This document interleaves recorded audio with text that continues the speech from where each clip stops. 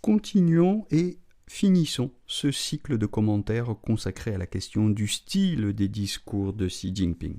Style que j'ai qualifié d'homélitique au sens religieux du terme. Mais aujourd'hui, je voudrais vous parler de la guerre qui fait aussi partie du registre de la sacralité. Derrière, ou à côté des discours de célébration de Xi Jinping, qui constituent une masse vraiment très importante de ces discours, il y a bien un autre type de discours décrivant une réalité historique plus rude, adressée à tous les échelons du parti.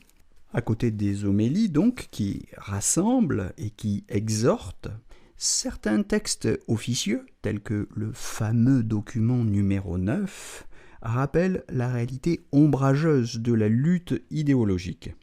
Alors pour ceux qui ne connaîtraient pas encore le document numéro 9, qui a fait l'objet d'un scandale médiatique international, je vous renvoie au China File, document 9, Document 9, a China File Translation, sur le site chinafile.com.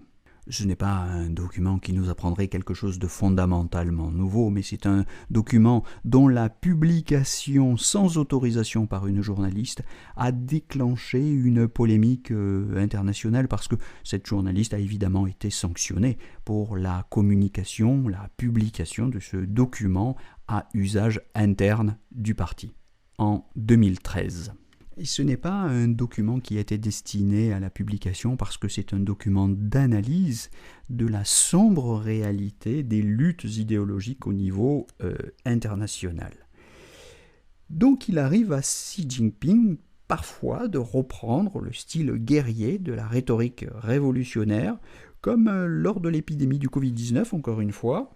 Vous voyez par exemple le documentaire CGTN « Xi Jinping mène la guerre contre le Covid » du 10 mars 2020. Alors c'est très intéressant d'ailleurs de voir comment Xi Jinping n'accuse qu'un virus, mais il est évident qu'il est en guerre, au moins sur le mode défensif, contre les accusations des puissances étrangères qui fustigent la responsabilité de la Chine dans l'apparition de ce virus, qui ont fustigé son management de la crise, etc. Dans un contexte international conflictuel, où les différents partis, les différentes puissances, les différents pays ne pouvaient évidemment pas manquer de tirer argument de cette crise.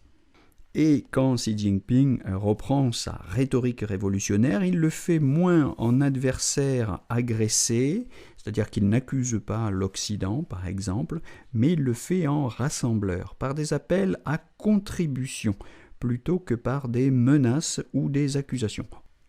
L'ombre des ravages coloniaux ne peut toutefois disparaître, puisqu'à l'arrière-plan de la politique internationale de la doctrine Xi et de ses nouvelles routes de la soie demeure le préambule de la Constitution de 1982, qui n'a jamais été remis en question, qui ne l'est toujours pas.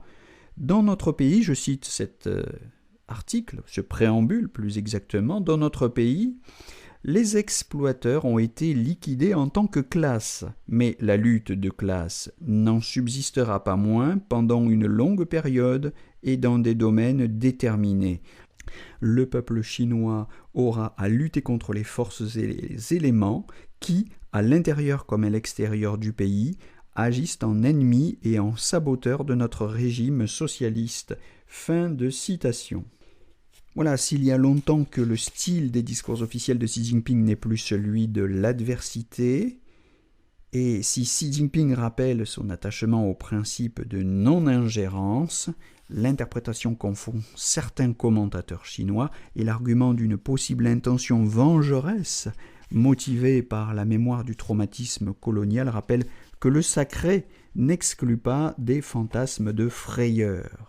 Alors quand je dis que le style de Xi Jinping n'est plus celui de l'adversité depuis longtemps, je fais référence au fait que une fois et une seule, on trouve quand même dans la bouche de Xi Jinping un propos qui peut dénoter. Avant d'être nommé premier secrétaire en février 2009, au Mexique, Xi Jinping avait employé une rhétorique plus frontale. Il avait dit, et cela avait effectivement fait les choux gras de la presse internationale, il avait dit, je le cite, « La Chine n'exporte pas la révolution. Elle n'exporte pas la famine et la pauvreté. Fin de citation. Alors, c'était un propos peu diplomatique qui renvoyait dans leurs 22 mètres évidemment les anciennes puissances coloniales, c'est-à-dire l'Occident dans sa globalité, le Japon compris. Et l'évocation de ce discours permet de mesurer par contraste les différences rhétoriques d'avec le discours du 17 janvier 2017 par exemple au sommet de Davos. Ce dernier discours contient une critique longuement argumentée et radicale du mode de gouvernance occidentale, en même temps qu'une apologie de la méthode alternative chinoise, de la solution chinoise, mais il n'a déclenché aucune protestation. Mieux, certains médias occidentaux comme Arte n'y ont vu qu'une leçon de libéralisme, selon la formule qui avait été employée par la journaliste Sophie Lepeau de la chaîne Arte. Alors si Xi Jinping a considérablement adouci, arrondi sa rhétorique, il a néanmoins quelques formules bien senties qui lui permettent d'affirmer la position claire et tranchée d'une Chine qui n'acceptera plus d'avaler des couleuvres. Je cite par exemple dans le tome 2 de la gouvernance de la Chine, où Xi Jinping réaffirme solennellement, je cite, « inviolabilité de la souveraineté, intégrité territoriale », ça c'est pour Taïwan, non-ingérence dans les affaires d'autrui. Et je commente, mais je pense que vous avez bien compris que cela concerne les affaires de Hong Kong, du Tibet ou des Ouïghours. Alors, il n'y a pas de menace dans le discours chinois, mais il y a un rappel à l'ordre assez régulier des principes que les puissances occidentales ne devraient pas transgresser si elles veulent contribuer à la paix mondiale. Donc la Chine est effectivement dans une position relativement défensive, elle doit consolider sa défense, mais je n'y vois, contrairement à ce que disent par exemple Alice Ekman ou des journalistes tels que François Bougon, je n'y vois aucune volonté de vengeance. En tout cas, nulle affirmation de Xi Jinping ne permet de tirer une telle conclusion. Enfin, les analystes occidentaux qui veulent absolument lire dans le discours ou les discours militaires de Xi Jinping une volonté de vengeance sont quand même relativement nombreux. J'ai aussi listé Sophie Boisseau du Rocher, Emmanuel Dubois de Prisque par exemple, outre Alice Ekman.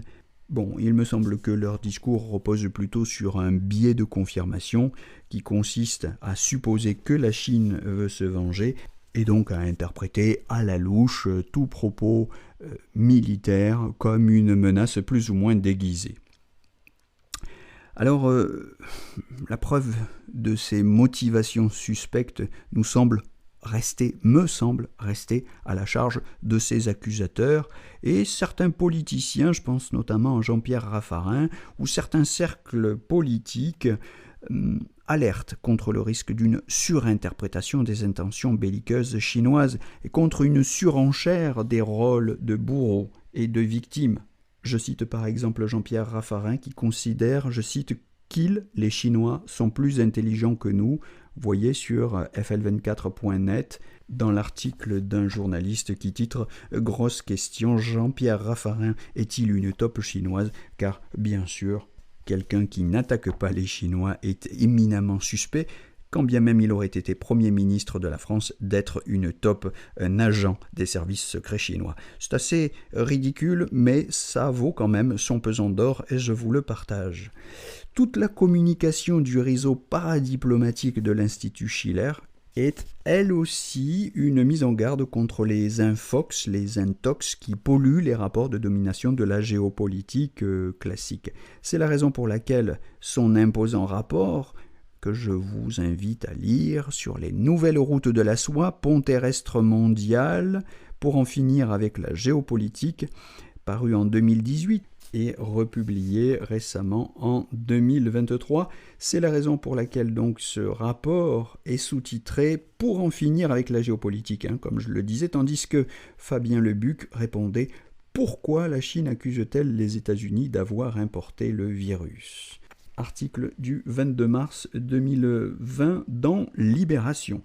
Mais évidemment, ces voix dissidentes parmi les journalistes ou les réseaux diplomatiques sont relativement minoritaires.